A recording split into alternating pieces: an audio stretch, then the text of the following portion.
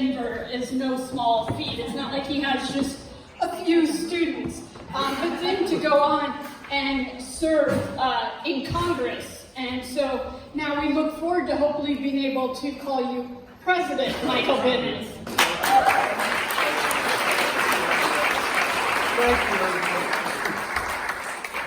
Can you hear me, or you want to use this? Use the mic. Use the mic. I want to thank all of you for giving me the opportunity to be with you tonight. I thought what I might do is talk a little bit and then take questions if people want to ask questions. And if you don't want to ask questions, then I'll just keep talking. Okay? But I know you've been here for a while today. Crystal, where'd you go? Thank you for your leadership. Thanks for hosting me back here again. I'm very, very grateful to have the opportunity to be with all of you. And the last time we were together, my daughter Caroline was there. We had a wonderful time with many of you.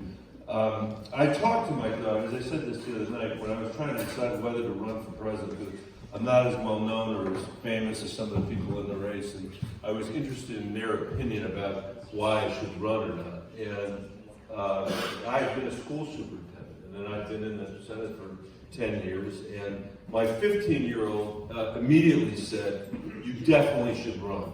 And I thought, well, that's great that she has such a profound sense of the contribution I'm making to the country and my policies. And then the next minute or so it became clear that she saw it as a way for me to spend her 15th year away from her on the campaign trail. Those of you that have 15-year-old grandchildren or children know what that looks like.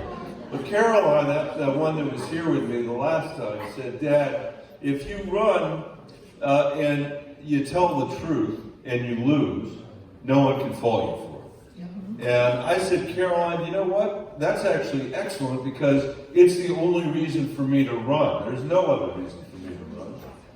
And it's the only way I think I can win." And I still believe that. I was able to send Caroline a copy of the Des Moines Register a couple months ago. They ran an editorial after they met with each of the candidates for president. And after they met with me, they put a headline on the editorial that said, "Michael Bennet pounds truth into this campaign." And the end of it said, "Iowans, even if you're committed to somebody else, take another look at Bennet because he seems to have a reasonable diagnosis of where we are and where we need to be." And maybe that's what I'll talk about briefly today. By the way, that school district that you mentioned in the Denver Public Schools, Crystal, is 95,000 kids, and it's $1 billion budget, which is about 3 times the size of a certain city in Indiana.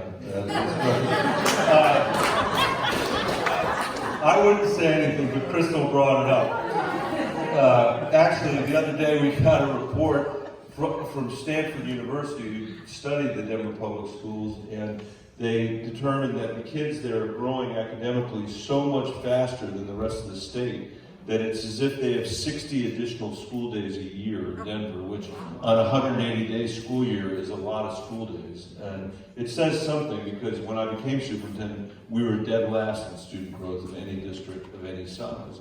And actually, that's what I wanted to talk to you about tonight. If you ask the parents in Denver, who are parents of kids of color and parents of kids living in poverty mostly, what they would tell you is they are fighting very hard, they're working really hard, and no matter what they do, they can't get their kids out of poverty. And if I had to sum up the last 10 years of my town hall meetings, it's a similar thing, which is people saying to me, "Michael, no matter how hard we work, we can't afford health care, we can't afford higher education, we can't afford early childhood education, we can't afford housing," some combination of that. In other words, no matter how hard they work, they can't afford a middle-class life. And that is an anecdotal reflection of the reality in America the last 50 years, which is we have had no economic mobility for most people. And 9 out of 10 Americans haven't benefited when the economy's grown. Only the people at the very top have benefited. And that's the reason, one of the reasons why Donald Trump was elected. And I believe we need an agenda as a party that responds to that issue of economic mobility. To make sure that when people work hard in this country, they get paid. To end childhood poverty in America. That's something Democrats should stand for. And I have a bill that cuts childhood poverty by 40% in 1 year, just by changing it's called the American Family Act, just by changing the child tax credit. It's a bill I have with Sherrod Brown. It costs 3% of what Medicare for All costs, but it reduces childhood poverty by 40%, ends $2 a day poverty in America. We should be focused on bringing our public education system into the 21st century as Democrats. We have to do it. We got to do it. But as a Democrat, I went out and asked a focus group in America, well, what are the Democrats for in education? They would say free college. And I'm telling you, as a former school superintendent, I'm a hell of a lot more interested in free preschool than I am in free college. And a lot more interested in what about the 70% of kids that graduate from high school but don't go to college? And because we don't teach them what they need to learn, have to earn a minimum wage. They should be able to leave high school and earn a living wage in this country that was going to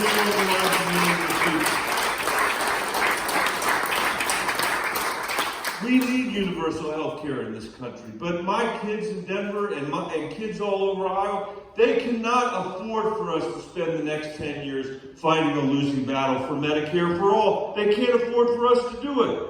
Let's finish the job with the Affordable Care Act with a public option. We could cover everybody in this country in less than 3 years. With a public option, by auto-enrolling people in Medicaid and the kids in CHIP, and we'd be done with coverage.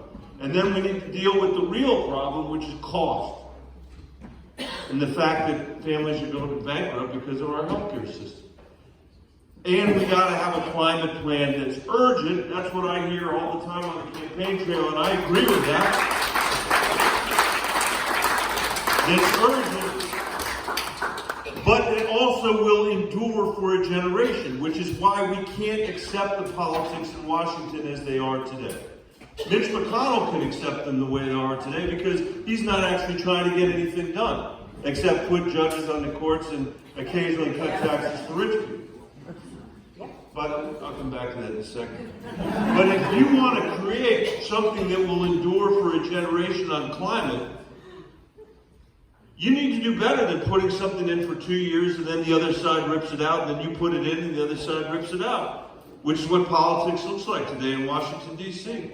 If that's what you expect out of Washington, then you need to admit to yourself that a democracy can't fix climate change. And that's why we can't accept the way the place runs. McConnell and Trump can accept it. The Freedom Caucus, it's Steve King's dream come true the way that place doesn't work. But for those of us that actually want to do something for the next generation of Americans, we got to fix it. And that's why we need to reform our government. And we need to get the money out of our political system and get people back into our political system. And I'm telling you, if I get the chance to be president, I will go to every single state and campaign for a constitutional amendment to overturn Citizens United. That's something that we've got to do. But we also have to, we need to end partisan gerrymandering in this country. We have to ban members of Congress from ever becoming lobbyists. You know, over half, you can applaud for that, I'd applaud for that. Over half of the people that leave and don't retire become lobbyists in Washington. What kind of message does that send? And so the final point I want to make to you is this, and then I'll have to take a couple questions if you have them, and if I still have time, I don't want to. And that is this. Everything that I just laid out, I think, is as ambitious an agenda as anybody has in history. We've been having all this discussion about moderate versus progressive and all this kind of stuff. What I'm telling you is that agenda is as ambitious as any other agenda that anybody has in this race. But you know what's different about it? It comes from somebody who actually has won 2 national elections in a purple state. I am the only person in this race who's done that. The only person. And if you want to win the presidency, if you want to win the Senate back, you got to win Colorado. You got to win Iowa. You got to win Maine and Arizona and North Carolina. And that's an agenda that people can run on in those states. That's an agenda that Cindy can run on. That's an agenda that Abby can run. And that's the way we got the House back in 2018. 39 of the 40 people who won election as Democrats and took that House back, 39 of 40 of them ran on a public option. One ran on Medicare for all.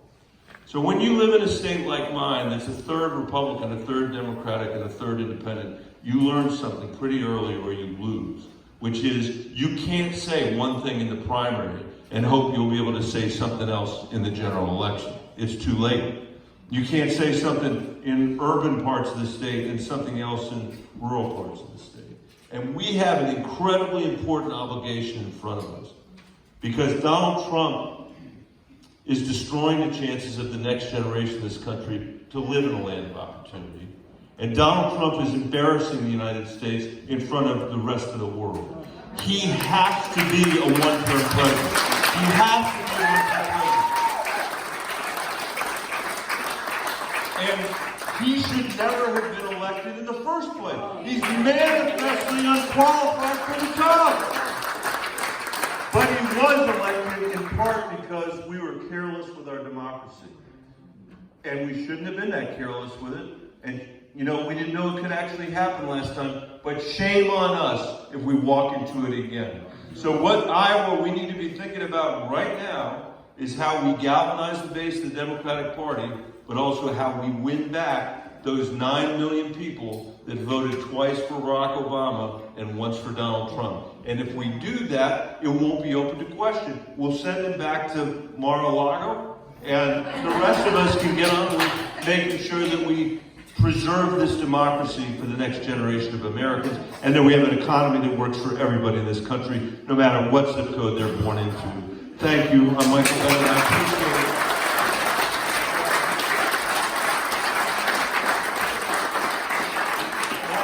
Glad to take a couple of questions. I don't want to impose